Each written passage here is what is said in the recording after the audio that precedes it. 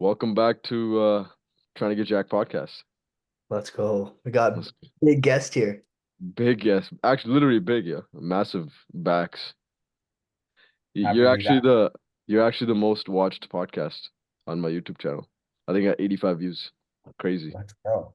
It's insane. Almost, Guys, I sent that podcast like for my clients. I was like, please watch this. yeah. Watch this I part. don't, what did we talk about last time? I don't even remember. It was Oh more yeah, like your like history. stuff.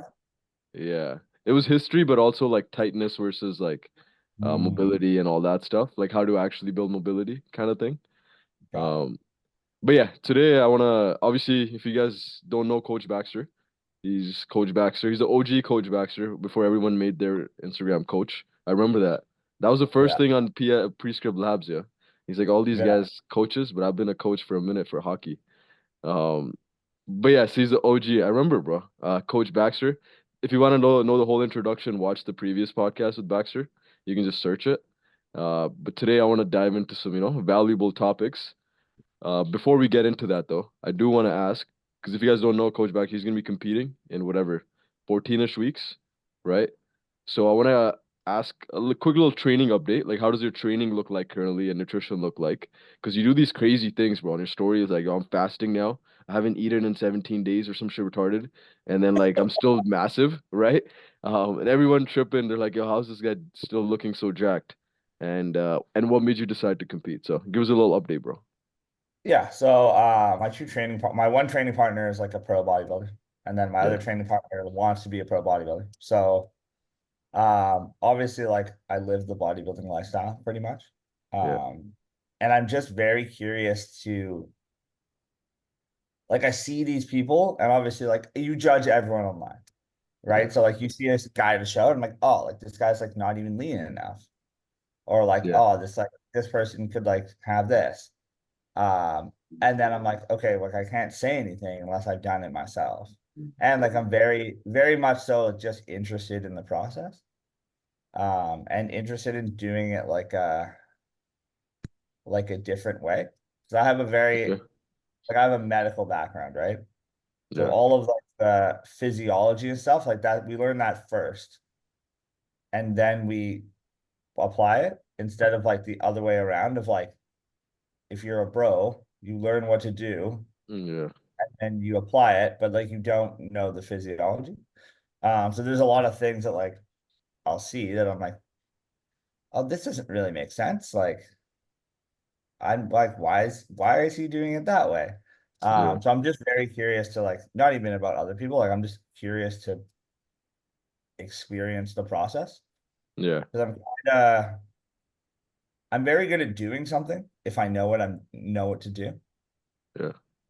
right? So I want to see like when obviously like getting extremely lean, you can be the most mentally tough person in the world, but like there's a time when psychology will win the battle, I think, right? Like you can be like locked in whatever, but like sometimes when you're trying to get peeled glutes, like Yeah. I think Crazy. you'll like your body, you'll just be like, I need to do this. I need to eat food. Or like Yeah. something will change. And I'm just very curious. Like I know it's gonna be like difficult. I Yeah. mean, I'm hoping it's gonna be difficult. And Yeah. I'm just very curious to see the process and see Okay. like how lean I can actually get. Be fine. Uh so yeah, that's kind of What's the like training look like? Because you said you like you wanted to do it in a different way per se, yeah. right? So, So this is gonna be your most watched podcast and your most shared podcast for sure. yeah. So there's basically at different times throughout the day, we are either anabolic or catabolic, right? Yeah. That anabolic means building tissue, catabolic means losing tissue. That doesn't mean muscle or fat, right? It Mm-hmm. just means like we're losing something or we're gaining. So what most people do is they kind of like have a state of catabolism all the time in a cut, right? Like you have low calories and you just kind of like cut your life away. Yeah. And then you get leaner and leaner and leaner. And then in a prep, like what you would do is add cardio and then eventually like you'd have a higher chance, in my opinion, of like losing muscle. Okay. Right. So like we don't have to be, if we look at it from like I usually program for like a weekly standpoint of like we're gonna cut for X amount of weeks. Yeah. Right. But during those weeks, each hour of the day, you can kind of divide up into like, are we anabolic or catabolic? Okay. Right. So as long as we're catabolic to a higher extent, we will lose fat Yeah. relative to not. And this is like comes down to the recomp thing, I think, Mm-hmm. which is a very good segue. Yeah. Great So segue. basically what I'm doing is if you were to calculate like my maintenance to lose like a kilo and a bit per week, my calories would be like 2,600. Okay. Okay. So what we're doing is we're still eating an average of 2,600, Yeah. but on non-training days, which is today, I eat zero food, none, Jeez. Okay.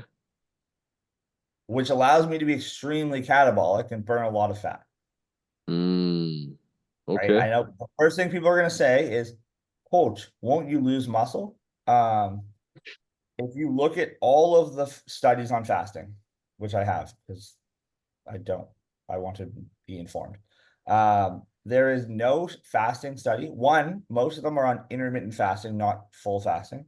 There is one study on full fasting, except for they give them a 250 calorie shake in the middle of the day, which I find ridiculous, which Okay. is not really fasting. Um, and they don't prioritize lifting performance or Mm. lifting whatsoever, Okay. right? You look at like, hey, intermittent fasting, will it cause fat loss? Yes. And they don't talk about, they just say, they either don't talk about training at all, which obviously, like, if you don't use it, you lose it, Yeah. or you're gonna, they say like they follow a resistance training program. And like, what does that mean? Like, Yeah. they have specific volume set out. Are they training close to failure?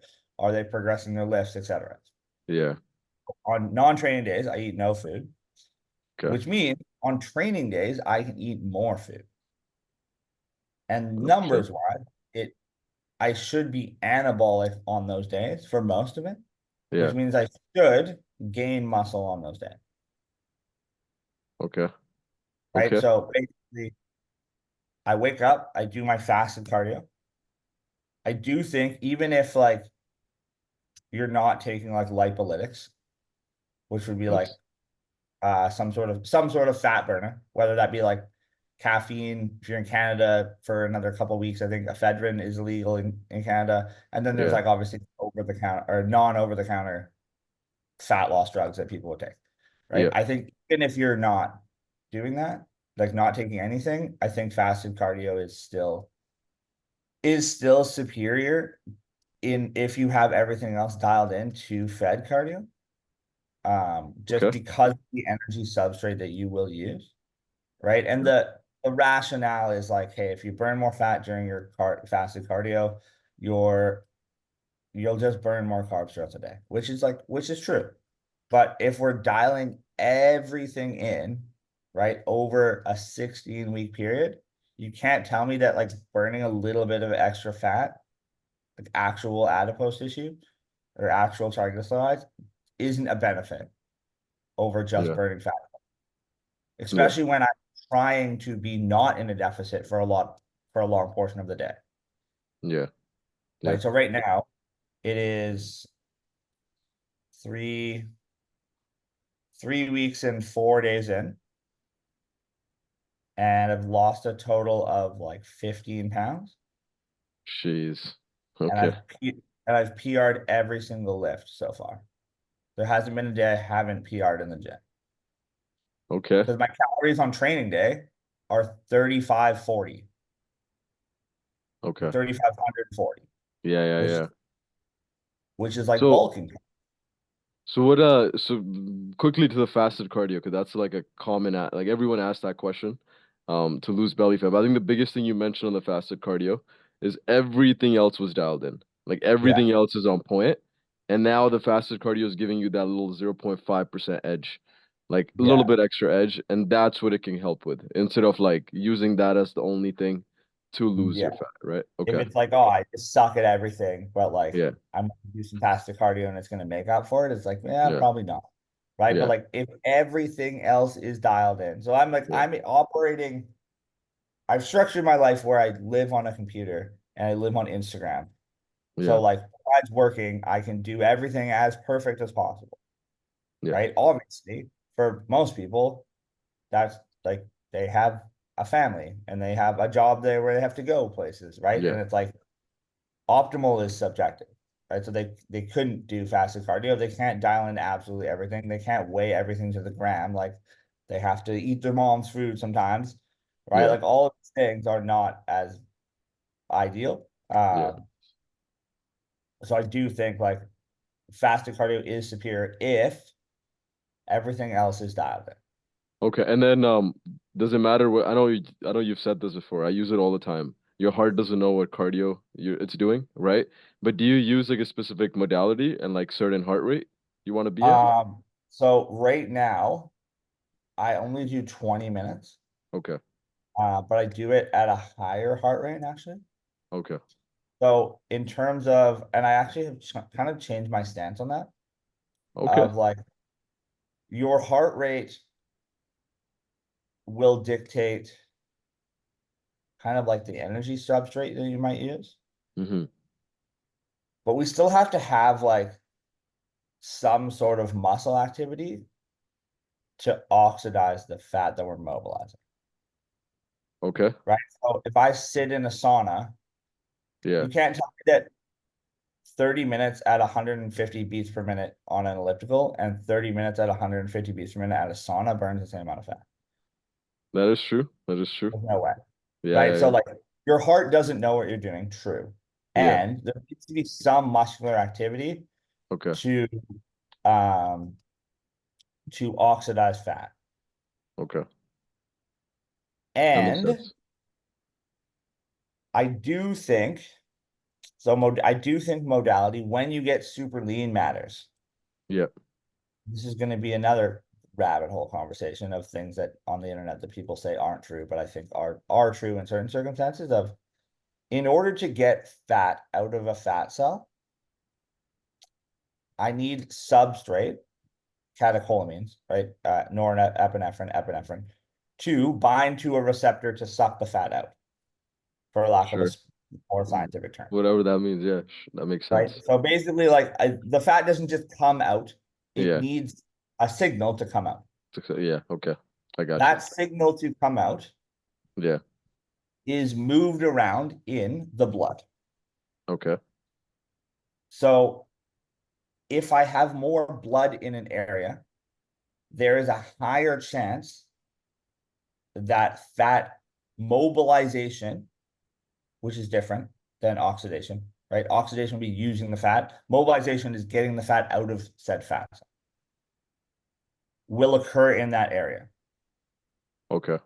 And there is a new study that's actually the most wild protocol of all time on this. Yeah. But basically they did 32 minutes straight of ab exercises. Okay. I think it was 4 rounds of, I think it was 4 rounds of 4 minutes of crunches and 4 rounds of 4 minutes of like an ab twist. Okay. Okay. And then they equated the energy used from that and then added cardio on. So the energy was the same as like a 45-minute block of cardio. So they burned the exact Mm. same amount of calories. They used like basically you like hook them up to a mask and see how much carbon you spit out. That's how you like think about how many calories you actually burn. Okay. So they did 32 minutes of abs plus like 20 minutes of cardio, I think. Okay. And then like straight abs, like 4 minute Yeah. sets with like Crazy. barely any rest between, Yeah. or just 45 minutes of cardio. And they burned very similar amounts of fat, but like the amount of fat from the belly was like astronomically higher. It was like 1.4, 1.5 kg more. Was this over a period of time? Yeah. So like Okay. over a period of like, I think it was 12 weeks. So imagine So, like you did, I think it was 3 times. I'll find the study. It's okay. brand Okay. new. Yeah. Like 3 times, I think it's 3 times a week cardio. But Okay. 3 times a week cardio, you just crush 32 minutes Abs. of straight abs. It's like you're doing P. Do you guys do P90X when you're a Yeah. kid? Yeah. Yeah, Crazy. like the ab ripper thing. Like you just put that video on twice and you just In crush it. in these scenarios, does it matter like how hard do you do the cardio? Can you do steady state afterwards, or it has to be a little bit intense? I think it doesn't really, in terms of the blood flow thing, I think it doesn't matter. And that's when you get Okay. into modality as well of like, Okay. I want to do a modality that might suggest I get blood flow into an area that might be fatter, which only really matters when you're super lean, That only matters when you're super lean. right? Because Okay. when you get lean, Yeah. you have fat in fat cells that may have never come out ever. Mm. Yeah. Like you're at the fat, like when the person's at the fat level where it's like you're like you've never been this lean before, Yeah. That makes right? Then sense. it's harder to get fat out of fat cells because the fat might have been there for your whole life. You might Yeah. have eaten those calories when you ate pizza as a kid, Yeah. and it's been there forever. Mm. Okay. I think it might like not work like that, but that's kind of how I think about it. Of Yeah. like Yeah. harder to get fat out of fat cells that have been there longer. I'm sure like fat comes in and out of all the fat cells all the time. Yeah. But I'm not a physiology Yeah. So expert. with that, again, I'm just curious now because like I get a lot of people. They're like, okay, I've they used to be obese back in the day, or like they maybe had they've just had fat in certain areas for a really long time. Like I know a lot of people like chest fat, like always down here, right? Or like belly and love handles, and like they could get lean up top, everything is, but they have this thing where like the love handles kind of stay, right? So I guess the ab stuff would work there, but can they apply the same concept to chest if they're Sim really, yeah. Similar, yes. Interesting. Okay. This fucking So rip basically flies. there's another study where it's like they do they're split into an upper and lower body program. Okay. Okay. It's the same program.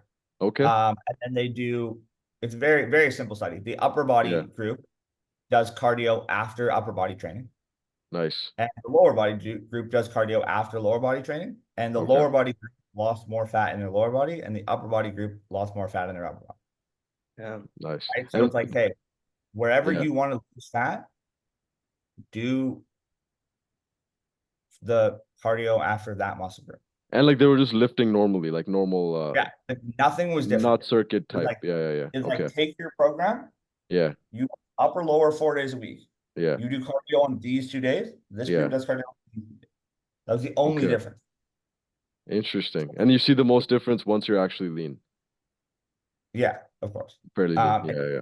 Okay. But even these people were just losing fat, but they Yeah. lost a proportion of fat, and where they lost it from was different.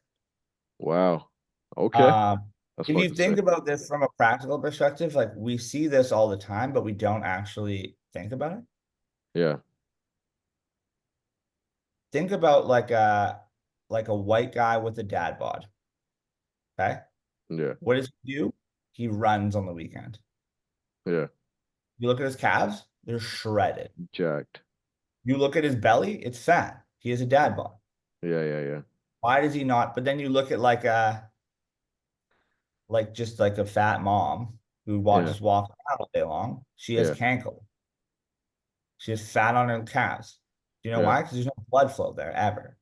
And she Mm. probably wears heels, so shit gets squished together. So there's actually less blood flow, Mm. right? So it's like, why does like you can see this like spot reduction. Yeah. You look at like any tennis player, you do calipers on their arm, their like racket arm will Yeah. have way less fat. Like you look at like Rafael Nadal, his one arm is jacked, obviously like Yeah. more muscle, but Yeah. like fat wise, his one arm is just a normal guy arm, and the other arm is just shredded. Crazy. Because like for his entire life of tennis, he's just been using that arm more. You see this in construction workers all the time, right? Fucking Yeah. forearms are just veiny You, as fuck. Everything is jacked. We have big ass belly, right? right? Like me, like I Yeah. don't have like I have fat on my forearm, but it's like a normal amount of fat, right? Yeah. You'll see Yeah. like white construction worker fat everywhere, and their Yeah. forearm will be like a fucking bodybuilder forearm. Fucking crazy. Yeah. Okay. Because So spot reduction is a real thing. he just swings the hammer all the time, right? But Yeah. like you still have to be in a deficit globally for 100%. this to happen, right? 100%. But like Yeah. all this minutia, like it does Yeah. it does matter. And I think Yeah. like my buddy has tested this theory of like he used Yeah. fat loss cream, but I lost cream. what does fat loss cream do? Blood flow. It just heats up the area. So it's Mm. the exact same mechanism we just talked about. Okay. Okay. It's Um, yeah. I have a yeah. caveat to all this. Does Yeah. any sort of supplementation matter? Like, does it? Is there gonna be like add on or like I can even I don't want to get into genetics because I know genetics is a big thing in bodybuilding. But like when it comes to spot reduction or things like this, I don't think there's many studies, but is there like any study that's like supplementation, no supplementation? Um, there in terms of spot reduction or getting fat out of Yeah, certain areas from a mechanistic perspective, a yeah. yohimbine would be the one that I would say like probably works the best. Yo Heyman. Okay. Uh, because yohimbine it acts on a different receptor than Okay. other things. That makes sense. And that other receptor is the receptor that is more of like we'll call it stubborn fat. Okay. Right? If there's like Okay. the alpha and beta receptor, the beta receptor is like caffeine. Yeah. Yeah. The alpha receptor would be like your yohimbine. Don't quote me on that, Okay. everyone, but like, acts on a different receptor. Yeah. Which might help with like stubborn fat. Got you.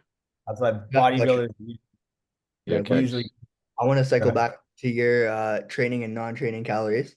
It's kind Yes. of really out there. But so essentially your theory here, or what you think is working, is that there are periods of time where you're in catabolism or Yeah. anabolism, right? Yeah. And you eating all your training calories or having all the calories on training days is to maximize that period of anabolism. How does it matter how your training days are ordered with your non-training days? Or like, because like the way I'm thinking about it, when you train, muscle protein synthesis spikes and then it kind of levels off after a couple days, right? So would it be more beneficial for you to kind of have all those training days bunched, or would it be like separate? I think this is actually a very good question. I like how you can actually think. I think honestly, in the long run, I think this is something I've actually talked about during a gaining phase of like you do 12 days of um of a surplus Mhm. followed by a 2-day fast, which actually takes you back to the body fat percentage you were at before the 12 days, which now you have an unlimited runway and it resensitizes you to like carbs and everything. And like basically like your gut gets reset. So you just have an unlimited progression of gaining. So I would say, yes, it is probably more beneficial from a theory perspective, if we're talking about this theory, to bunch my 2 rest days together. From a practical perspective, I think when I get down to like being dick skin lean, having like I can grind through like one fast. So I wake up, I usually go for a walk, right? Have some water, do most of my work. And then like when I get really hungry in the afternoon, like obviously I'm fasted all day, I can do my cardio whenever. I do my cardio and then hit the sauna. But the sauna we have is super hot, so it like blunts my appetite. And then I Mm, only really get like hectic hungry and in the night. Like before bed, I'll be like, oh my God, I need to eat. And then I wake up and I do fasted cardio again the next day. That's the hardest part. mm, Like so it's Thursday now for me. Like yeah. on the Friday morning, I do fasted cardio. That's the hard part. And then I make sure that I train later in the day. So I have 3 or 4 meals first before I train, which I think is a very important thing. I was gonna Uh, ask. because I Yeah. want performance to be the best. So from a mechanistic perspective, I would agree. I think bunching the 2 training days together or the 2 rest days together and just having like a 2-day fast every week from like what I was doing would be better. But from a practical perspective, like I think it would be the biggest mental struggle, especially when like there's gonna be a point where I get hungry. Right now, I'm not hungry on non-training day, not even close. Like or on training day, sorry. Like I'm almost still struggling to get food in because I'm like a busy guy. Like Yeah. 3,500 calories of like, and like my buddy who's like helping me out has set like parameters of like I can only use mustard and Frank's Red Hot sauce. Like I can only have these foods. I can't have any simple sugar, so I can't have like honey or anything. Yeah. Right. So it's like I'm eating like rice and potatoes and chicken and what oats and cream of rice and whey and a little bit of veg. Like that's Yeah. literally it. So it's like I'm still like by the end of the day, like, oh, like I gotta get some food in. Yeah. So it'll hit a point where I'm assuming when I get lean enough and calories drop, that I'll get hungry on training day. And when that happens, I think like doing 2 fast days in a row would be like an absolute grind. I could probably do it, but like, yeah. Yeah. So I do think doing them together would be better from a mechanistic perspective. One other thing with the cardio that you talked about is you don't lose muscle, you burn muscle.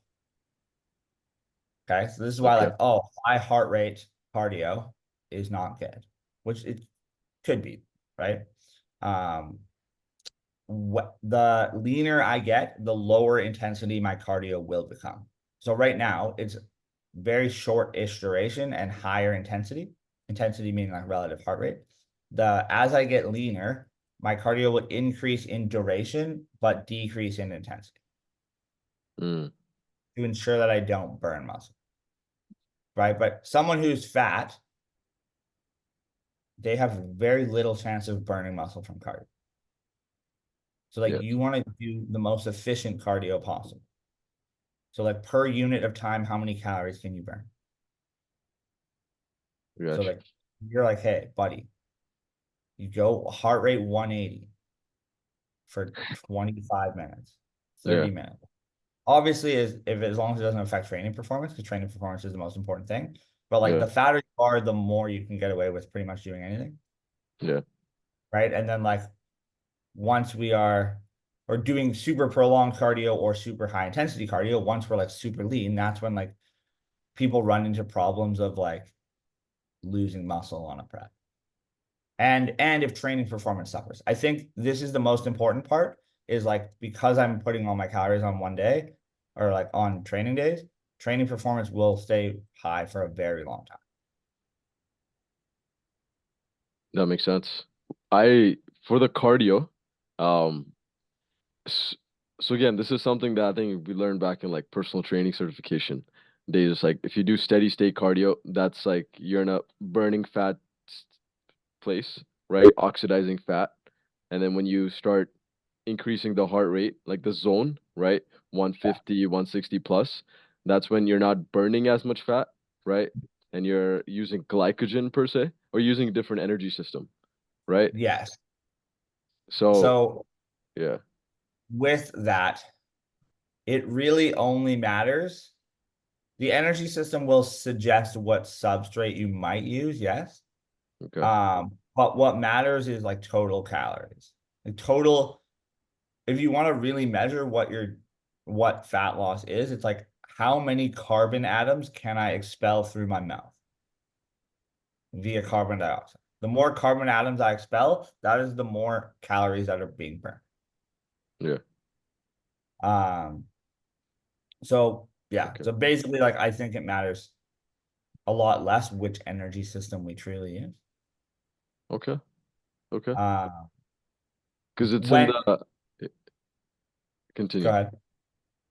I was gonna ask. So I've taken I remember taking this course in 2020. It was about primal living, like straight paleo diet, and then it was the straight push-ups, pull-ups, like calisthenics workout, and you do a little bit hit like sprinting, but then main cardio source should be just walking. So you use fat for fuel, right? And one of their biggest things was when you use, I don't know the exact terminology, but ATP is used a bit more when you do sprinting, all that stuff, and then when you're doing a Yeah. little more steady state for long periods, you're using fat for fuel instead of using muscle or carbs. But yeah, like you're saying, calories trump everything, which is going to be the main fat loss. And I think too, like being getting your heart rate up high, you're going to be you're going to be able to be more parasympathetic later, which is what I think people don't understand. Is like, what's one of the most important part of gains? Recovery. Sleep, Sleep. recovery, right? What happens in a prep? Sleep goes to Recovery shit, goes to shit. Yeah. right? If I can do something every day that I'm already gonna do, that's gonna make my sleep better, why would I not do it? That's sick. Like my resting heart rate now. Okay, usually when I stare at a screen, my heart rate is like 70 or Yeah. 80. Yeah. Resting heart rate in bed, it's usually like, I don't know, I just run at a higher heart rate, I guess. It's like 60. Okay. And this morning I looked at my watch while I was like laying in bed being like, I don't want to wake up and talk on a podcast. Yeah. Uh, because it's early. And it was like 46 Jeez. when I was awake, which means Yeah. like when it's sleeping, it's like 40, That's crazy. right? So my recovery is so much better. So I think like there comes a point where just walking is a waste of time from Well, a from a get it. from a time per calorie Yeah. perspective, Yeah. Yeah. right? And it shouldn't, Yeah. for most people, be cardio, Yeah. right? Like after, I don't know, I think it's 7,500 in the research or 8,000. Mm-hmm. Like there's no other health benefits, right? And even if that's for a normal person who sucks at everything. Yeah. So like if you crush, you know, 2 20-minute sessions at a high heart rate, you don't even need to get any steps really. And you're going to have the same health benefits, right? Because people are like, oh, steps are cardio. It's like, no, steps are just burning calories, Yeah. right? If you want Yeah. to just burn calories, like 100%, like my cardio doesn't count in my steps. And I did 20,000 steps plus my cardio yesterday. Yeah. I was moving house and we had like go to IKEA and all the shit. Yeah. Um, like, I find like there's other like outside of health benefits per se, like your mood improves, digestion, yeah, environment change, getting out of the screen time, like other health stuff instead of just for like the fat loss part. So there's yeah. other shit that is beneficial, right?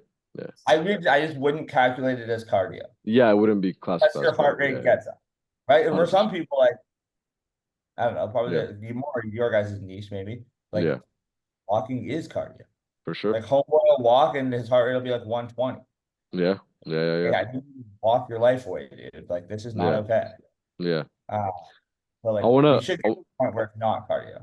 Yeah, I want to revert back to so the initial goal of the podcast was talking about recomp, which we kind of actually did in a I've been really talking about the whole time. the whole time has been recomp, right? Recomp, aka if someone doesn't know, lose fat, gain muscle, every guy's dream. It's like how can I gain muscle and just lose fat at the same time? And that's been the whole theme of the podcast. So practically, say like for somebody who is, because I think one of the biggest caveat that I wrote down here is like, yes because one of the things is you have everything dialed in. Like you have the boxes ticked. But like you mentioned at the start, a lot of people may not have the ideal scenario where like they're not able to, do the fasted cardio, get all their meals in. Yes, it might be like a discipline consistency issue, but like say a normal person like vibes, right? Say he's trying to lose fat, gain muscle, right? So besides, because I don't know how optimal or ideal for somebody is to fast for a whole day, right? Yeah, To be in like a right. catabolics, right? So what would you say there are other pillars of recomp? Caveats to all of this. Yeah, I am doing this because I'm a nutcase and I yeah, want to know. I want to know what would happen. I know. Yeah, that's why I was trying to reverse back because people are gonna None be of like, I'm my gonna go try clients, this. none of my clients do anything that I do. Yeah, This might fail miserably. I might have no muscle on stage. We have yeah, no idea because technically, like, there's nothing. No one has ever done this before. yeah, Um, I would never tell anyone to do what I'm doing. Caveat. But for a normal person, okay, we want to have recon. yeah, Okay, so from a calories perspective, we should probably be between, I don't know, it's hard, it's impossible to say, but like yeah, 200 calorie deficit to 300 calorie surplus, Okay. right? Around there, Yeah. right? Yeah. Like around maintenance, right? Any Yeah. more, and like I can't really gain muscle that well, any less, sorry, and I can't really gain muscle that well, any more, and I can't really And put on fat. burn fat, Okay. right? Yeah. So Assuming so that yeah. Continue. we have an Continue. isocaloric diet, meaning we're eating the same calories on every day. I got you. Big caveat. So, if we are not eating the same calories on every day, we might want to do training day and non-training day calories, which would kind of work the same way that we were talking about it with me doing, well, training and non-training day calories to the extreme. Yeah. But like you have days where like you have more energy, you have more fuel because you are training, and then you have days where you have less fuel because you're not training. Right? This can, I think, help with recon Yeah. because you're kind of splitting up the anabolism and catabolism like we talked about. Once we have like some sort of set calorie target, obviously the next one would be like if we're going through like the tiers of what matters, right? Obviously macronutrients would be next. Mm-hmm. I do think obviously a higher protein diet would be superior. Okay. I'll usually start everyone at 2.5 grams per kilo, Kilo. Okay. or 3 grams per kilo. Okay. If they're like, depending on how much food they eat, Yeah. right? If they eat a little bit of food and they weigh like 60 kilos, I'm not going to give them like 240 grams of protein, Yeah. right? Or 180 grams of protein when it's like most of Yeah. their calories. Yeah. But honestly, I might if they want recon, because like Yeah. one, more protein we have, the more we can use protein for things. And two, protein has like the least calories per gram of things. But technically, from a numbers perspective, it makes more of a deficit, right? Yeah. So you can say, we're even if we use the numbers of like 4 calories per gram, like it's actually like 3.2 calories per gram. Mm. If I have 200 grams of protein, like that's an extra 100-ish calories that I'm actually not eating, but I think I eat. And my calorie calculator will tell me I'm eating that. Yeah. Right. So like over time, that might be a difference. And then Does I the do source think matter of the protein? that ideally a complete source. Okay. If you're like vegan or vegetarian guys, like figure out how to combine amino acids enough. Okay. The old rice and beans trick, but like Yeah. you're gonna have a harder time if you're not eating meat. Just from like the trace other calories that come with foods that aren't Yeah. like I'd probably crush a lot of whey and dairy. If you're Yeah. like if you're like true vegan, like, hey man, maybe recomp's not for you. And it's hard, All it's our true. all our listeners, bro, they'll be like, "Fuck." You just have less cards to play. And like Yeah. it's hard. Like I grew up in Surrey. Yeah. Everyone was like, I don't eat meat or dairy. And Yeah. I was like, I'm not trying to sell you this protein supplement, but if you don't buy this protein supplement, you probably are gonna get less gains. Yeah. Yeah. So I was gonna ask that question because I was gonna be like, okay, so these are all like we understand the calories and the macros, but one of the big things is like the vegetarian, non-vegetarian, vegan, not vegan, right? So like doing all these things can be I don't think it's worse. I think yeah, it's a little bit worse. yeah. It's like it's just easy to get all your micronutrients if you eat meat, Yeah. right? Because like eggs and meat and like ground beef, like micros come in those things way more than they come in like fruit and veg. Yeah. But like to make sure we tick those boxes, it's like okay, cool. You just have to be more. It's doable. It just has to be Okay. more with it. And then like from a calories perspective, like if I'm eating a truly vegan diet, like there's not a lot of truly vegan sources that don't come with like Yeah. some sort of um Carbs or fats. carbs or fats. And then with that too, like the amount of carbs and fibrous stuff you're usually getting, I find like for a lot of people, their digestion actually gets like almost fucked a little bit Yeah. because they're just eating plants all day long, or like plant sources all day long. But I mean, it's doable. Don't get me wrong. Like, hey, all you listeners who don't eat any meat or dairy. I'm If gonna you eat dairy, you're yeah. chilling. But if you don't eat meat or dairy, like it's just a little bit harder. I'm gonna title this podcast "Vegans Can't Get Checked." 100%. I'll reshare that. Okay, so Yeah, we so get we said calories, we said macros, so protein highest, and then carbs and yeah, fats. I think carbs should be higher, and Okay. it's like a low fat diet is almost better. Okay. We there's like we need fats for hormones thing. We need fats to like slow down and help digestion, Yeah. but like we don't need as many fats as people think for hormone things. And it's more Okay. of like a prolonged period of time that kind of gets you fucked. Right. So like you can give someone, I don't know, homeboy's dieting for 6 weeks when he starts with you, right? Mhm. You're like, hey, you just started. You know what I want to get some crazy results so that you stick around and you are motivated. Like put the guy on like, I don't know, 30, 40 fats a day. Like Okay. he'll survive. He'll survive for 6 weeks. Just like understand it's not like a long-term thing, probably. Yeah. But like from a grams per kilo perspective, for let's say a female, this number that I use, like as long as you're not under 0.6 grams per kilo of fats for a Yeah. female, Yeah. as long as you're not under 0.4 grams per kilo for a male for like a prolonged period of time, like you're probably chilling. Right. So like run it, you weigh like 80 kilos. Yeah. As long as we're not under 32 grams of fat for a very, very long time, like we're probably fine. Be okay. Yeah. Would Right. So like you one thing I forgot to ask. So at the start we said either 300-ish surplus or like a 200-ish deficit, right? Does it matter what like obviously it matters, but I'm curious what you think about it. There has to be a certain threshold or body fat percentage the person should be starting at, right? If they're like because like yeah. honestly, I don't.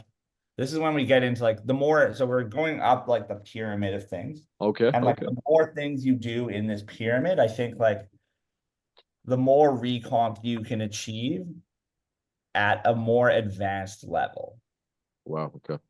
Like I've seen it with like, I don't know, like my niche is coaches. I have people who've lifted for 10 years and they start with me and do everything I say Yeah. and they get leaner and gain muscle at the same time.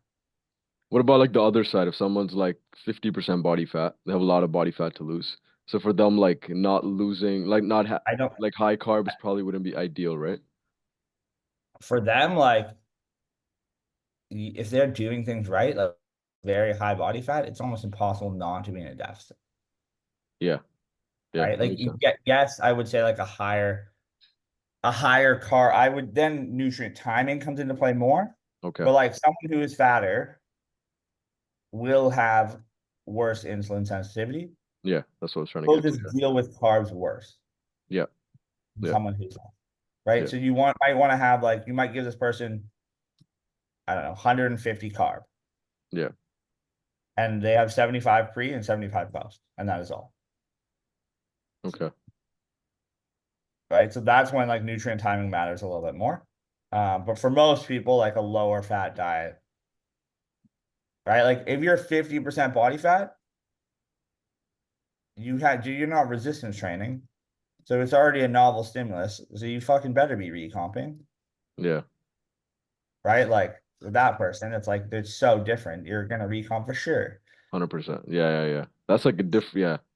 I guess You got there's already a couple scenarios we didn't even yeah, you got so much fat as energy at that point that like regardless of the yeah, deficit, you're gonna Yeah.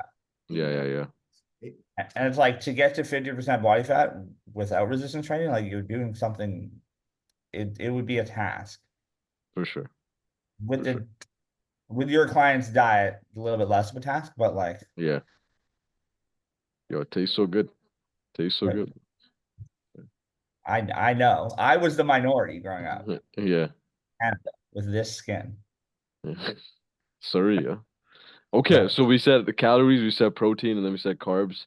You said fuck the fats. A little bit of fats, okay. And then what's next? um, nutrient timing would probably be okay. Sorry, training would probably be next. Training is always important, but like Yeah. prioritizing training performance, Okay. right? Like, are we getting stronger in the gym? And by stronger, it's like, are we progressing, right? Are we doing more reps or more load, at Yeah. least every second week, right? If we're not, we can probably assume like we're not, the recomp conversation aside, that we're probably not gaining muscle, Okay. right? If training performance isn't improving, you're probably not gaining muscle, Okay. right? So Unless you're super new, like if you're super new, everything is just going to be skill gains, in which you should improve training performance anyways. yeah. Uh, but yeah, so like training performance should always be like at the forefront of, and it's kind of like what I used to be the pain guy on Yeah. Instagram. Yeah. And you know what happens when you're the pain guy? People in pain come to you. Yeah. Not checked. Kind of boring. But then if you're really good at your job, which I was, people come to you for pain and then you fix them and then they leave, and it's a terrible business model. Yeah. I've started to be like the training guy, which is way more exciting. Yeah. But It's pretty yeah, sick. training performance being dialed in is like a very, very big one, to give the stimulus for muscle growth. Yeah. And then with that comes nutrient timing, Okay. right? So I do think like more carbs around your workout, spending more time having, spending more time away from high boluses of carbs, right? Okay. So say that we did this. You have 5 meals a day, carbs, protein, fats, you just divide them up equally. Mm-hmm. Or you have 5 meals a day, protein you divide equally, carbs you split into 2 meals, pre and post, and then fats you split into 3 meals, first, fourth, and fifth. Say you work out after 2 meals. Okay. I think that is superior Yeah. from one, a carb utilization standpoint, Yeah. because after a workout, we don't need insulin to absorb carbs. Yeah. Two, we spending a longer time without carbs with technically a lower blood sugar, which means we are more sensitive to when we have carbs, Mm. right? Like I work with some type 2 diabetics, and like one of the things we do is like intermittent fast, like spend longer time away from carbs, so Yeah. that when we do have carbs, it's like we can kind of use the shitty amount of insulin that we produce a little bit better. I like it. And like it worked very well. So I do Yeah. think from like a normal person perspective, having more time away from carbs is going to allow us to use carbs better when we do use carbs. Fire. So That's nutrient time, basically that's basically the whole like catabolic anabolic during a day, kind of, right? yes, Okay. similar, yeah. Sick. And then food choices. I do think that like it's impossible to quantify. And like there's people on the internet who yell about it. Yeah. I do think like processed foods just make an environment internally that is less efficient than whole food, Yep.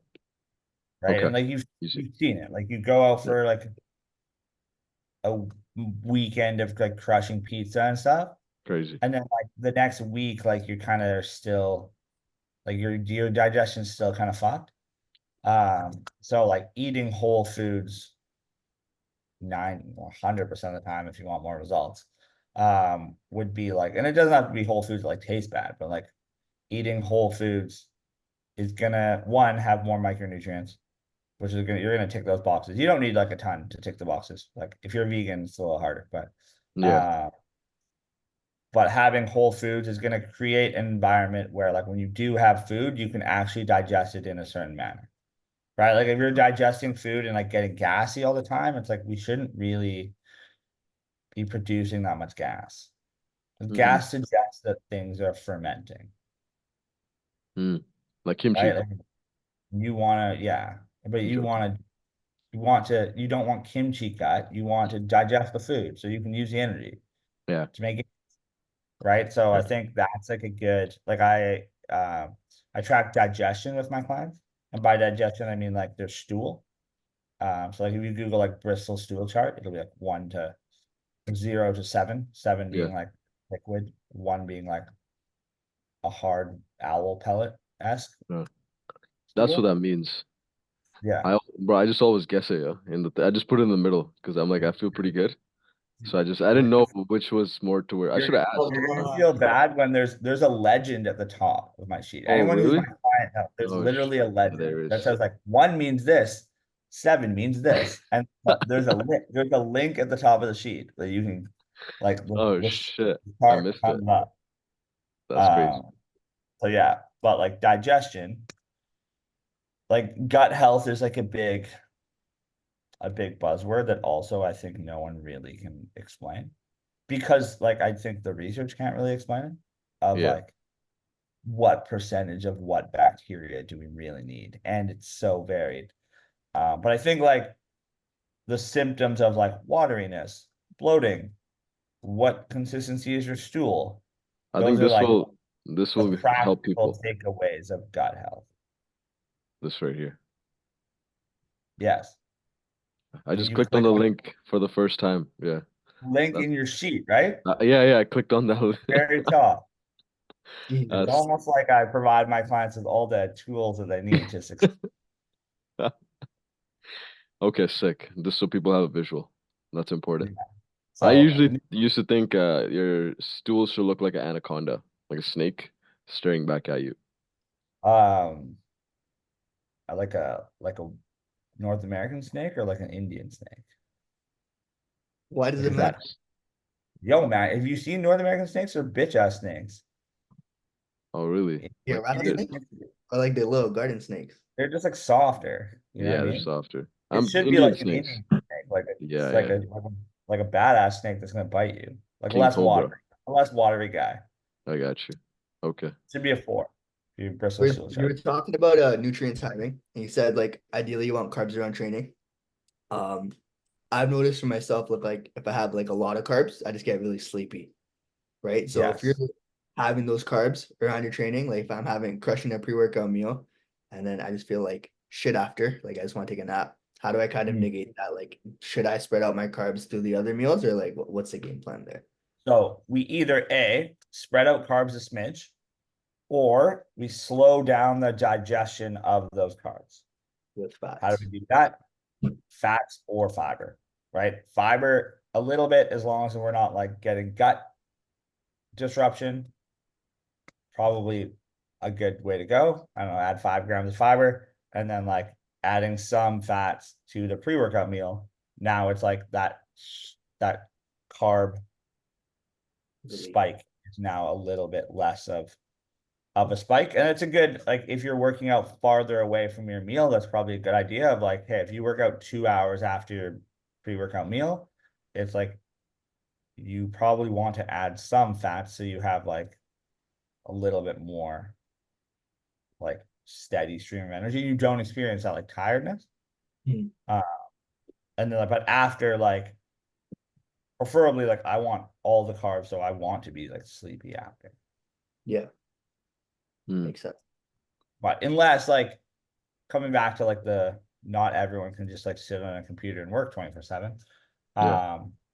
Like if you're someone who has to like go to work and stuff, like it might be a little bit more beneficial for you to not be sleepy after your post-workout meal. Yeah. Right. So like you're, I don't know, 9 to 5 Steve. 9 to 5 Steve works out on his lunch break. And then he has his meal and then he showers and he goes back to work from like 2 to 6. Yeah. It's like homeboy has meetings. He can't be sleepy. So you might want to give someone either like a shake and then a meal or like a little bit of fats post workout so that we're not like sleepy throughout the day, which is like from a gains perspective, is it less optimal? Maybe. But like from a practical perspective, like it's probably better. Yeah. Okay. Consistency is probably gonna trump everything, right? Yeah, like if you Googled any person and this like it makes us redundant for most people. Yeah. If you just Google the workout plan and Google the diet, and you can use Chat GPT, say I'm this age, I'm this body fat, I have these dietary restrictions, make me a diet plan, and just follow it for 8 weeks. Jacked. Do everything it says, you'd get jacked. Maybe not the training, because like the internet doesn't know how training should work. Yeah. That's where we. Yeah. But for nutrition, like like actual nutrition research, sick. Training research, absolutely terrible. Because there's too many variables. Too many. Nutrition Yeah. research is very simple of like, you eat this food or this supplement, and then Yeah. this happens. Like it's the most straightforward thing. So yeah, consistency obviously is the key to all of this. But like Yeah. when we're talking about someone who wants to recomp, like the consistency question shouldn't be your question. It should be like, Yeah. hey, Yeah. like if you're not consistent, like you're trying to squeeze out any kind of product. If you Yeah. want the scale to go down by half a pound a week, like you got to figure out that first. Yeah. Because a lot of people that want to recomp, they don't even know what's recomp, but they just know they want to lose fat and gain muscle, right? Yeah. But they don't have any habits dialed in. Nothing is really like even checked, but they want to do this process. And then with this process, based on what we've talked about, it's like a actual process where you have to follow steps to get the result that you want. But if you don't have normal habits of like eating a fruit a day, or like eating protein, or like walking, or like training hard, right? I would even say don't even think about recomp, right? And then Well, like you don't, because like with your client who comes in like, I want to lose fat and gain muscle. yeah, Do you explain to them everything? No. You just say, do this, yeah, yeah, right? When they get a result, you explain to them like, hey, you see this result? It's because you follow my plan. yeah, But like if I have 4,000 steps in a day and I get 8,000, if I don't resistance train, then I start resistance training. If I eat no fruit and then start eating fruit, like gains, we're already making a better environment for recomp, yeah, right? So like just doing the things that you would do anyways, like I feel like clients, like no Gen Pop person knows the word recomp. yeah, Think about how many reels you see that say, do you want to lose fat and gain muscle at the same time? We call this body recomposition. It's like, why do you have to call it something? yeah, Right? Because do you know who like knows what recomp is? Coaches. Like, are you marketing the coaches? No. Just say lose fat and gain muscle at the same time. You don't that's have it, to give it a fancy name because then you have to define the name, and it's a waste yeah, of time. yeah. Right. So I think that's like the goal should So always be to with yeah, everyone. 4 7 365. Like, why yeah. would I not want to?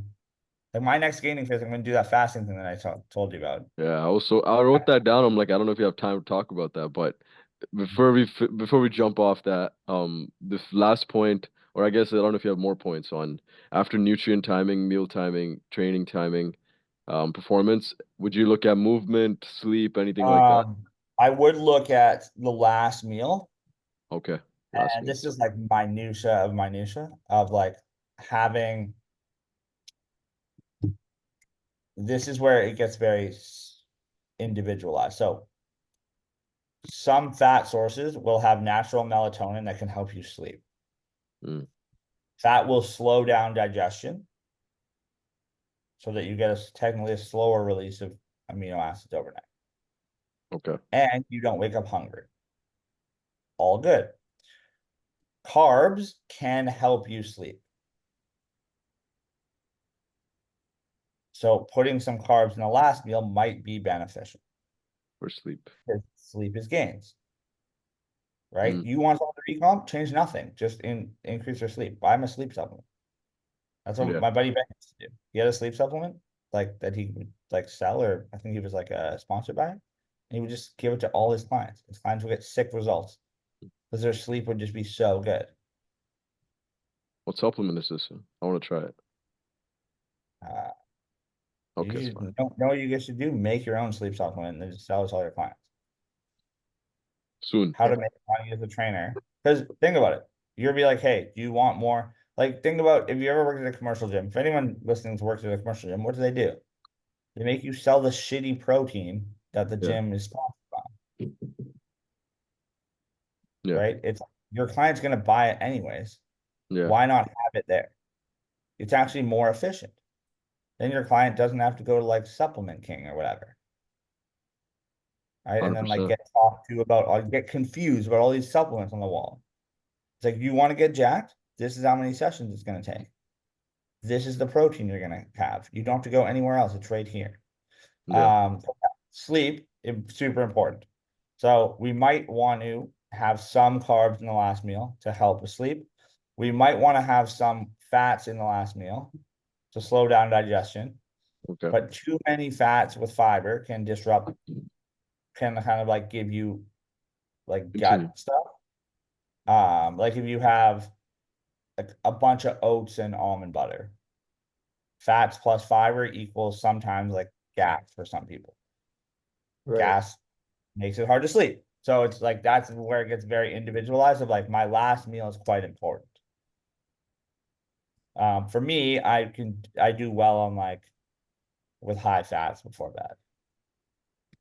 Oh. Yeah, because I And notice sometimes high carb meals at night, I feel really sluggish in the morning when I wake up. I get good sleep, but then I wake up a little bit tired. But when I do like a little bit higher fats, I do feel a little bit less sluggish. But I haven't done like a prolonged experiment. yeah, so that's like it's like, okay, what do we value more? Like if I'm a online coach guy who sits at a computer, wakes up, does a podcast at 6 a.m. Yeah. It's like, is it okay if I'm a little bit sluggish in the morning if I get better sleep? Probably, Yeah. probably fine, right? What am I gonna do? Yeah. I'm gonna sit on the computer. Maybe I have Yeah. another call, right? If I have to like go talk to people and be a salesman or like be cheery to like be a mom to my kids, like probably don't want to be sluggish in the morning because I have to like get my kids out of bed to take them to school. Yeah. So now I might want to have like a little bit less carbs and a little bit more fats. I got you. So that would be like the last. But instead of like before we get into like super specifics, like those would be the last like big rocks of like Yeah. recon. Right? Yeah. Like find some sort of calories. That should be the easiest part. Training performance is the biggest one. You train nothing, change nothing else, but change how you train. Training is the only thing that can change your body independent of everything else. Right? Diet just makes you skinny guy. Right? We're not Yeah. trying to get skinny, we're trying to get jacked. Clip that. Yeah. Uh, I know Do you have it's any been a questions? we got a couple more, but like I know you gotta what time you gotta dip? Dude, I don't work out or eat today. I have Oh yeah, so much shit. more time. You don't even Okay. know. You don't even understand. Think about how much time you spend eating food Okay. and how much time you spend prepping food and how It's a much time you lot, spend bro. going to the gym. It's I a do lot. none of that today. None. That's awesome. I kind of want to do that, yeah. That sounds amazing. Like a It's quite chill. efficient. Just black coffee, maybe? Yeah, I'll have one sugar-free drink like later in the day. Yeah. Like even if it has like 5 calories, it's like, Yeah. am I doing this because fasting benefits or am I doing it to like get lean? So it's like, hey, I had 5 calories. I'm still in a 4,000 calorie deficit. Yeah. That sounds fun, man. Don't do it. Like a mental challenge. do you have like a lot of caffeine on those days? No. Same. Same. What's same? What is that for you usually? So I have caffeine and ephedrine in the morning. Right. Um, How which many is like grams? How many a grams are you talking? a known thermogenic. So I do 32 milligrams of ephedrine and 200 milligrams of caffeine. Right. Okay. And then I'll have one black coffee, maybe two, and like not a big one. I have like an espresso. Okay. So it'd be like So like 300 milligrams caffeine per day. yeah, if that. Sick. Usually I just like drink water. And then I'll have like one sugar-free drink in like the night. Nice. And that's pretty much it. So I want to switch again. This is still recomp related, but we mentioned the bulk where you do 12 days of surplus and then 2 days of fasting, right? Uh, Yes. So in that bulk scenario, since you're going up, but then you're just dropping that body fat, so you're staying the same body fat percentage. In theory, Yeah. if all the boxes are ticked, you're not even trying to gain weight over time. Like the point is not even You will weight. gain weight over time, but you Okay. won't. So with recomp, there's Yeah. a reason why I do progress pictures and measurements and stuff with my clients. Actually, that's a good caveat. Like, or a thing you can talk about this, but like, how can you tell you're recomping? Yeah. So like the scale is a terrible metric Okay. because Yeah. if you think about this, I'm gonna send this to the all my clients. you you go to a coach or you set a goal in order to make a change. Okay. Yeah. If I'm recomping, do you know what might not change? The scale. Yeah. If you were to look at like a graph of your weight, it would just be a straight line, maybe. Right? Obviously, it'd be like a little bit squiggly, but like it would be a straight line, which Yeah. suggests from no other metric that you've made no change. No, Mm.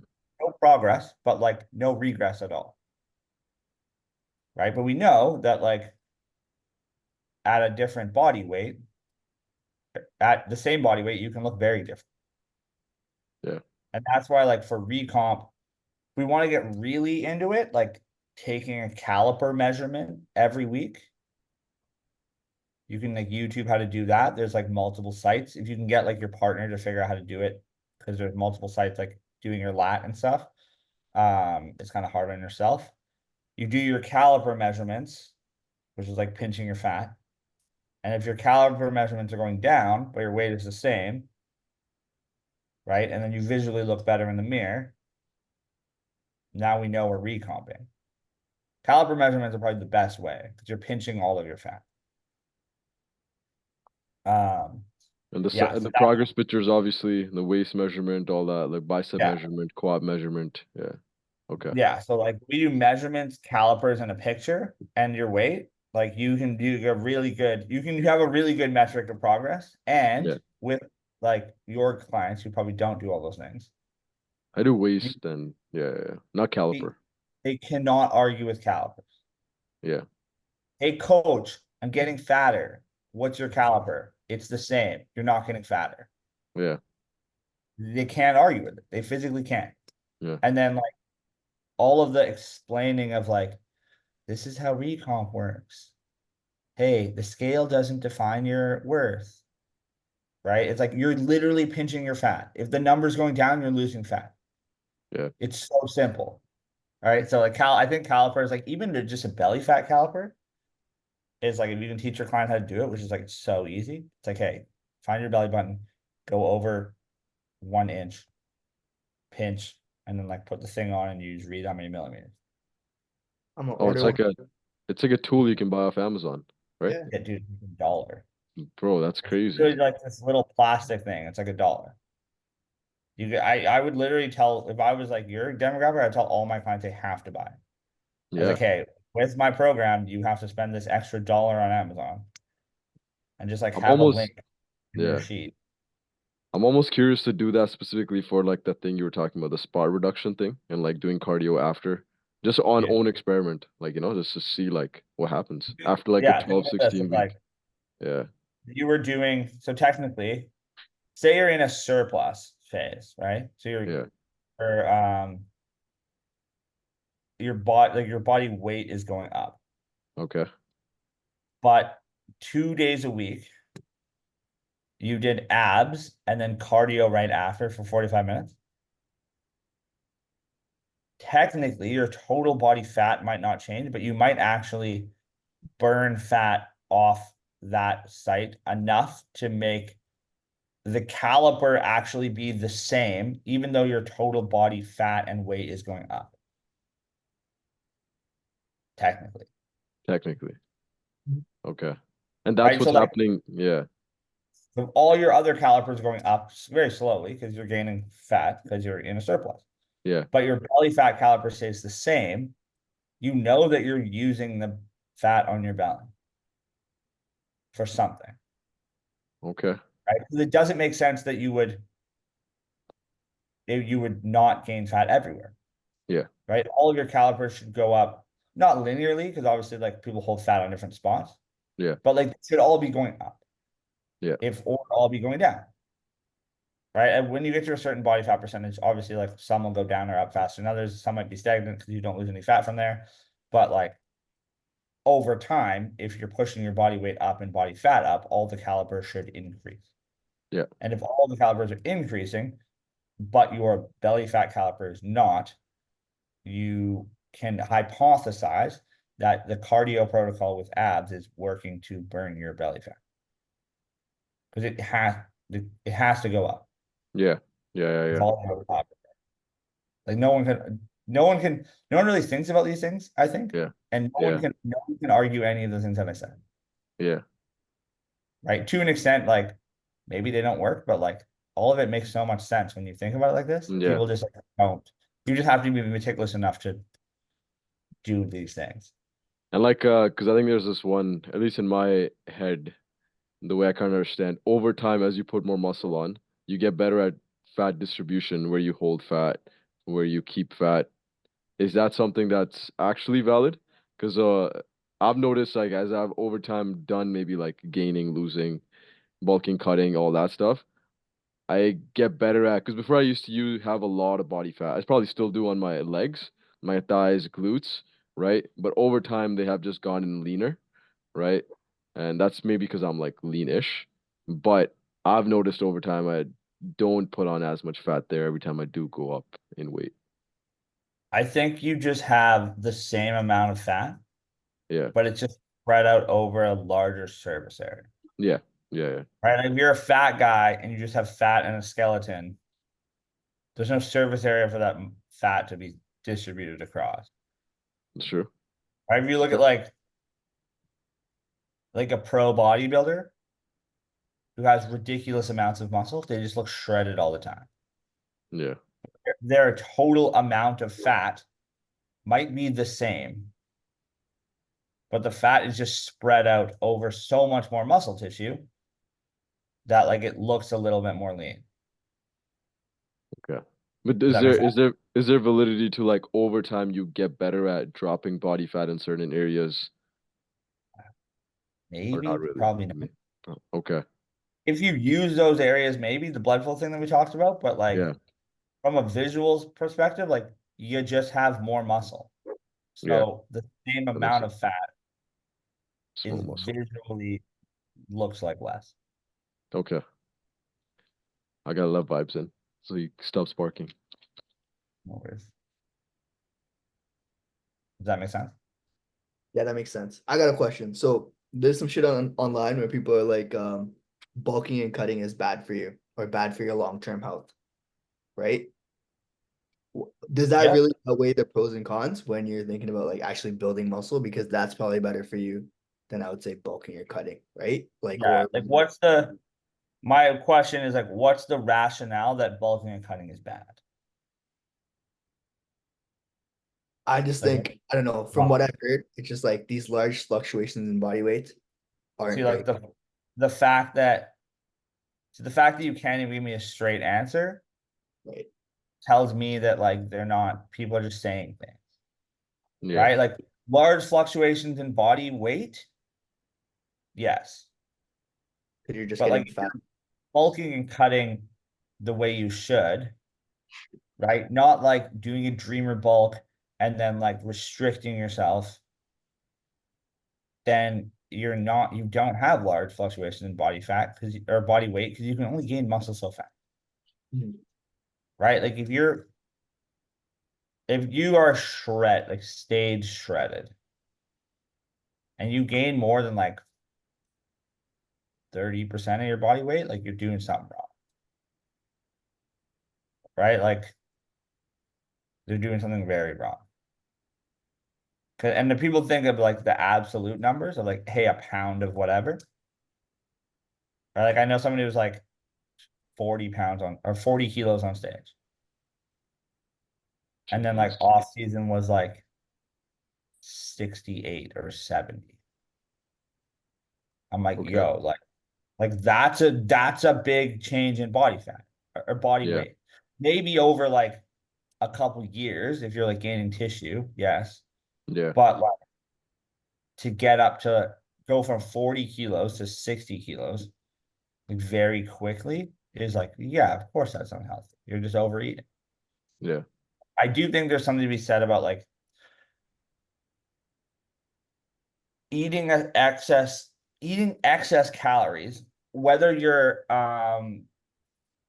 and excess food volume, whether you're in a surplus or deficit or not, is like over time not as good. Like like it takes energy, it takes a toll on the body to digest food. Yeah. Right. If I'm just like there's this guy like Jack Eats on he's like this British guy who like I don't know, I think he works from home or like does some sort of online coaching, but he takes like 40,000 steps a day and just crushes like 20,000 calories a day. And he Crazy. just like just makes these videos. And I'm like, Yeah. at some point, like it can't be healthy. Right? Like just eating a lot of like there's something to be said about like taking a break, giving your gut a break from doing gut thing. Yeah. And that's why I do think like this cyclical fasting thing is like could be a very beneficial thing.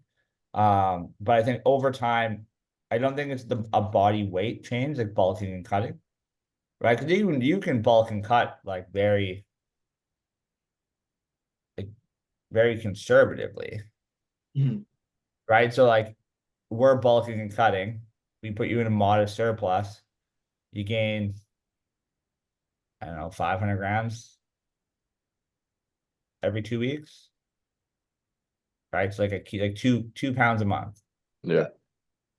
for a year. That's 24 pounds. You might be like relatively the same body fat, and maybe we cut 5 pounds and you're back to the leanness that we started, Yeah. right? So like I don't think there's, and now you've gained all this tissue. Mhm. I think like any more than if you're not coming from like obviously if you're coming from like super lean condition, I hate to use the word condition because it sounds like a lean body fat percent. It's not conditioning, you're just lean. Um, you should increase your body fat by like a certain percentage quite quickly to like get things back to normal. Yeah. But for like a normal person, like if you're bulking at more than a pound per week, like I think we might be doing something not the best. Got you. That would be Well, like my max of like if someone was like, I want to gain maximum muscle, I would put them at like, hey, I want you to gain a pound a week.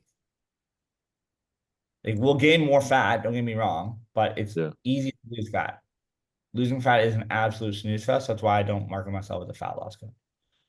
Yeah. Gaining muscle is super fun. You get to lift weights and stuff. And it's hard, way harder than losing fat. Yeah. So I like, hey, we're gonna gain a pound a week, and then obviously we go up faster. Now we've gained 52 pounds in a year, but we've ensured that we've gained a little bit more muscle. And So with what's that, like, the yeah, continue. yeah, Finish, with finish. that, like, we should probably take a break from having a lot of food along the way at some point, just to like resensitize ourselves to like Yeah. having that food. There is a point where like if you get too fat, so it was like there's a study that I hate to quote studies, but like studies for some reason people just listen to them, and but they don't actually listen to studies because no one reads studies. They just listen to like the 5 accounts on Instagram that like say what the studies kind of say, but not really. Um, that said, like it doesn't matter how fat you are or lean you are, like you gain muscle at the same rate. And I was like, yes. Do you know how long that study was? 6 or 8 weeks. Oh, damn. Crazy. Okay. You want to gain muscle for 6 or 8 weeks, or do you want to gain muscle for a long time? Yeah. Right. Like I do think there comes a point where like you're too fat and you're metabolically things don't work as well. Yeah. It's very clear in all of the health research, right? Like if you're fat, you are a less efficient human at doing everything. If you're too lean, you're also a less efficient human at doing everything. But not many people are like coming to you guys being like, bro, I'm too lean. Yeah. Maybe some, but like most guys are like, hey, I'm too fat, or like probably in the middle, right? So I think I don't think there's anything wrong with bulking and cutting. I think Yeah. from a muscular gain perspective, it's probably more efficient. Yeah, I was gonna say. I think You're I've just gotten, yeah. ensuring that you're Putting on tissue. putting on tissue and ensuring Yeah. that like you're not like my buddy Ben has this thing of like if you're trying to gain muscle, you should never be hungry. Yeah. If you're trying to lose fat, you should be hungry. You should be hungry all the time. Which is like obviously Mm, like it takes the emotion out of like hunger. yeah. Right. He basically told me like, and this is what helps me when I like I'm basically starving myself for the next, not starving myself, like, but I'm gonna get very, very hungry. He says, like, every time you get hungry, just think about like this is fat loss. You're losing fat. Mm, And every time I get hungry, now I don't even think about like I want to eat. I yeah. just get excited. I'm like, yes, like I'm losing fat. This is my goal. And then like I go for a walk and I get like even more hungry. I was like, I'm just like laying there in bed being like, I kind of want to eat, but also like I'm so hungry. That means so much fat loss is occurring. Which like, yes, like there's hormones and all this stuff, but like if you're like a relatively normal guy, like the that premise of like if you're hungry, you're losing fat is probably like quite true. Like you're probably Yeah. catabolic that. And if you're not hungry, you're probably animal, right? Like if you want to gain, if you want to gain within like obviously like number parameters, you should never be hungry, ever. Right. And if you're Yeah. eating whole foods, it's hard to like overeat. Yeah. I think that's the big caveat. So like having an extra meal because you're hungry at night, Yeah. like I'm giving my clients the green light to do that. Yeah. But I'm giving them the green light of like, this is the extra meal that you have. Yeah. Not B-town food, right? Right. Or like yeah. Or like if someone loses weight too fast and they want to, or they're trying to gain, I'll just, one, from a mental perspective, I'll just be like, go have a burger and fries. Yeah. Right. Like too much fat loss. We're trying to gain weight. Go eat. Like I have one client who is like she's a mom. Yeah. She's breastfeeding. Breastfeeding takes So many calories. ridiculous amounts of it, and she has two kids. Oh, jeez.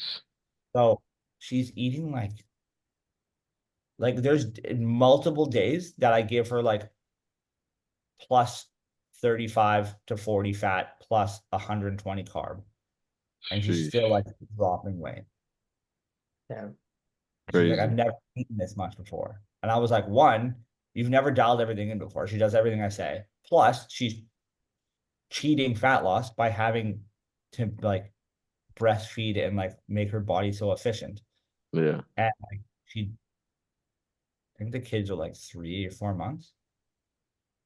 You breastfeed to like 9 months or a year. Yeah. I'm like, you better strap in because like we're gonna get so jacked and you're gonna eat so much food. That's a She's like, female fat loss hack. Start breastfeeding. yeah, you The what? more Yeah. kids, the better. Well, think about this. Like all these moms are like, oh, I can't lose the pregnancy weight. I was Yeah. like, yo, girl, you burn an extra 600 calories a day. Yeah. You're Crazy. just eating out of weight cake. Like you're Crazy. literally cheating. Okay. So I still want to figure this part out. So you were Yeah. saying 12 days surplus, 2 days fasting, similar Yes. body fat percentage, but body weight is still gonna go up, right? Yes. So it's Yeah. that's it, right? But that's the main premise of it, or what's the idea behind that? Yeah. So like what you want to gain muscle. Yeah, you want to gain muscle. I want my body weight to go up, Yeah. but I don't want my fat to go up. Okay. If I was to take calipers every 4 days, Yeah. the calipers should be quite similar. If I'm gaining tissue, they actually should go down because the fat is spread out across more tissue, but that would take a Yeah. while. But the So what calipers is? are relatively the same, Yeah. but Yeah. body weight would be going up and your pictures would look better. I got you. Okay. But it's more of a mind fuck. So like what I'm doing where I fast twice a week, I can't really compare scale weights daily. Yeah.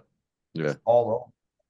But what I do is I compare the scale weight on a certain day to the same day the previous week. Yeah. Right. So like last week on Thursday morning, I was 90.5 kilos, which Okay. is after I ate and after leg day, Okay. which would be the start of my fast. And then on Friday morning, I would weigh in, and that would be after my fast, and I would be way lighter, obviously. And this morning, I was 89.5 kilos or 89.1 kilos, Mm. which is 1.4 kilos less than I was this same day last week.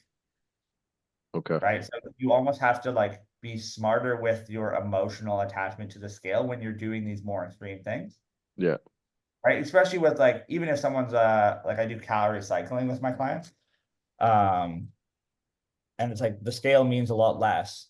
It's gonna be everywhere.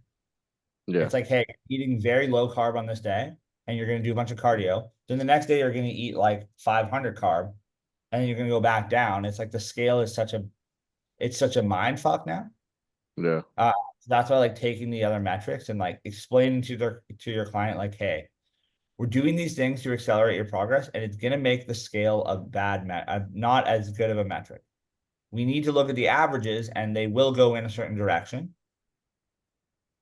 but the scale is not the only metric. And there's a reason we take these other ones, because the scale, the more meticulous we get with things, and the Yeah. more changes through the week we have, the shittier the scale becomes as a metric.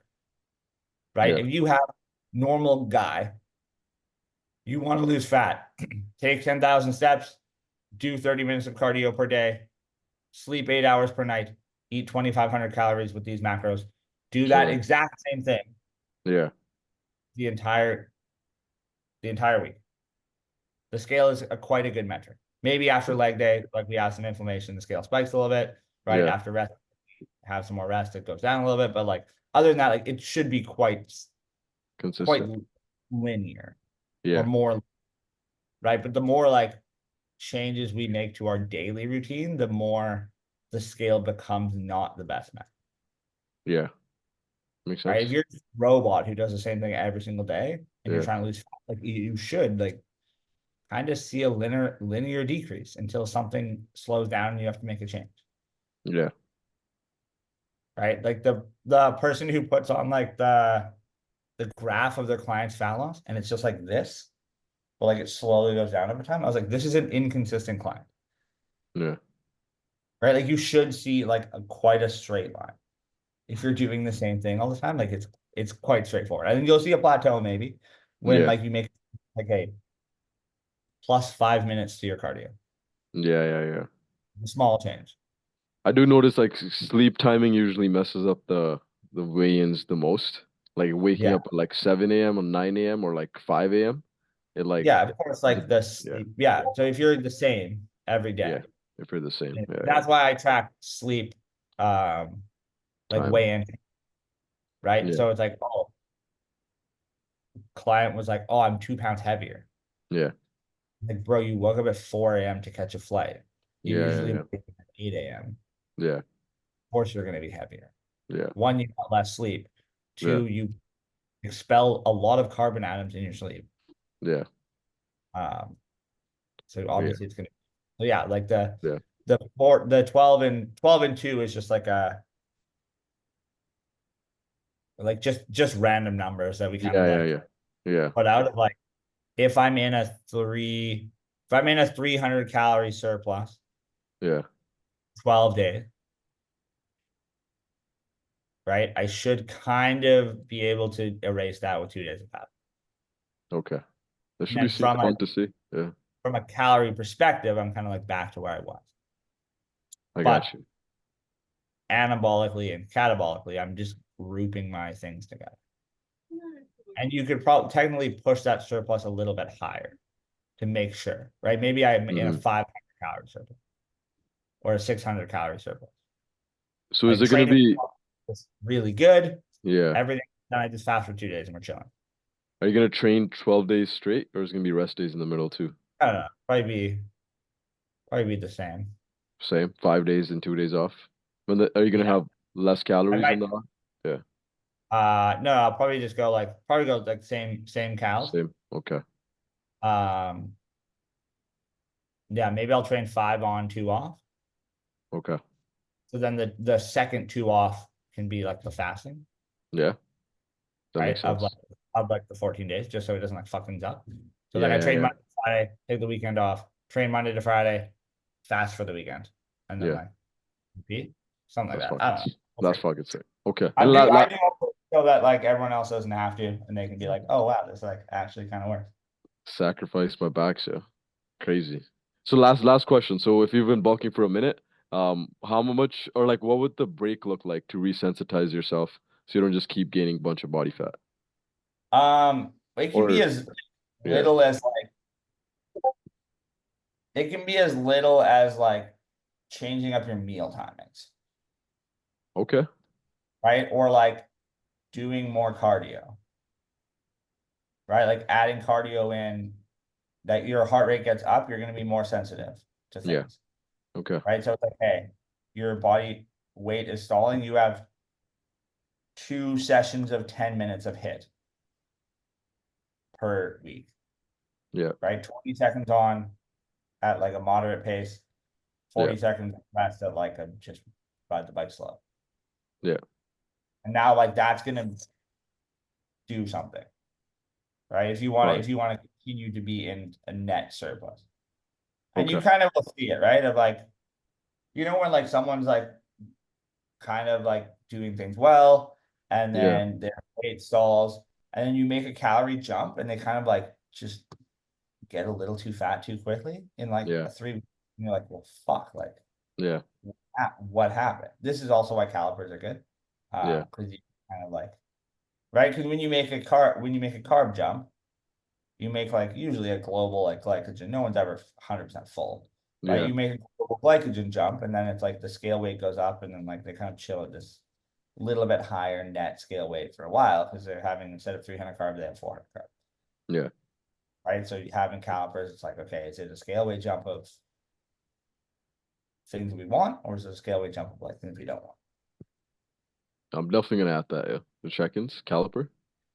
I gotta It's experiment with that. That's cool. literally, I swear, Amazon Canada, it's like $1 Yeah. or $2. Yeah, yeah. Those gift every client a caliper. Give them Yeah, like a trying to get Jack gift. 100%. And right, squeeze that shit on there. You can probably get custom calipers for very, Yeah, very cheap. bro. Squeeze that shit. TGJ. Gangster. Okay. All right. That's all my questions, bro. That was a long ass podcast. Thank you for your time. Last words? Um, Less? get jacked. That's it. Good shit. Kags, last words. We're good. We're Appreciate good. it. Thank you so much, bro. Okay, enjoy your fast, bro. All right.